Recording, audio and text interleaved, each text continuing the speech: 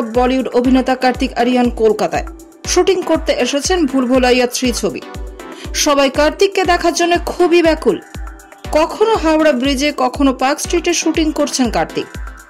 Park স্ট্রিটের একটি বিখ্যাত কেক প্রস্তুতকারক সংস্থায় গিয়েছিলেন। এত কিছু মানুষ জেনে গিয়েছেন, কিন্তু যা লোকে জানেন না তা হলো বিদ্যা বালান এবং তৃপ্তি ডিমরির পোশাকের হাল হাকিকত। ছবিতে কোথা থেকে আসছে বিদ্যা তৃপ্তির শাড়ি? ভুলভুলাইয়া ফ্র্যাঞ্চাইজির প্রথম ছবিকে মঞ্জুলিকা বিদ্যাকে কে না দেখেছেন। ফ্র্যাঞ্চাইজির তৃতীয় সংস্করণে ফের ফিরিয়ে আনা হয়েছে বিদ্যাকে। বিদ্যার অন্যতম প্রিয় পোশাক শাড়ি, তাই বিদ্যার শরীরে গড়িয়াহাটির শালি উঠল ভুলভুলাইয়া 3 ছবির দৌলতে। হিন্দুস্তান পার্কের একটি বাড়ির একতলায় সেই বুটিকটির নাম মেড ইন বেঙ্গল।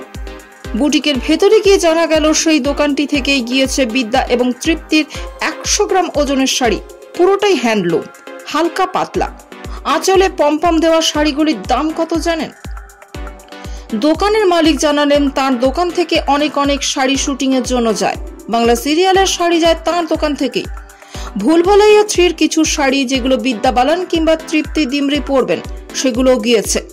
তিনি জানিয়েছেন শাড়িগুলির দাম মোট 950 টাকা। এখনো সেই হ্যান্ডলুম শাড়ির অন্য রঙগুলো ঝুলছে দোকানগুলিতে। এই শাড়িগুলি কি শুটিং পার্টি ফেরত দিয়ে যাবে দোকানে? জানা গেল ভুলভুলাইয়ার ইউনিট সব কিনে নিয়েছে, কিন্তু অন্যান্য বুটিকের ক্ষেত্রে এমনটাও হয়। শুটিং এ ব্যবহৃত শাড়ি ব্লাউজ ফের চলে আসে দোকানে, সেগুলো বিক্রি হয়। অনেক দামি পোশাক ভাড়া করা হয়, কেনা হয় না সব সময়।